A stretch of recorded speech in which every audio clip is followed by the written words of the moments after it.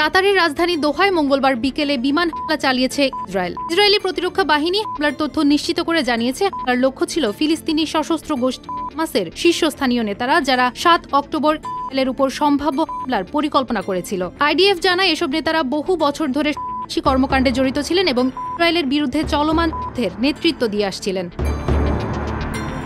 Al Jazeera জানায়, হামলার সময় বৈঠকে ছিলেন এর অন্যতম প্রধান নেতা খালেদ মেশাল। ১৯৯৭ সালে জর্ডানে তাকে একবার চেষ্টা করেছিল ইসরায়েল। বৈঠকটিতে নেতৃবৃন্দ যুক্তরাষ্ট্রের সর্বশেষ যুদ্ধবিরতি প্রস্তাব নিয়ে আলোচনা করতে যাচ্ছিলেন। কাতারের পররাষ্ট্র মন্ত্রণালয়ের মুখপাত্র মাজেদ আল আনসারি ইসরায়েলের এই হামলার তীব্র নিন্দা জানান। তিনি বলেন, রাজনৈতিক শাখার কয়েকজন সদস্যকে লক্ষ্য করে আবাসিক ভবনে বিমান চালানো আন্তর্জাতিক আইন ও রীতিনীতির চরম লঙ্ঘন। এটি কাতারের নাগরিক ও বাসিন্দাদের নিরাপত্তার জন্য গুরুতর হুমকি।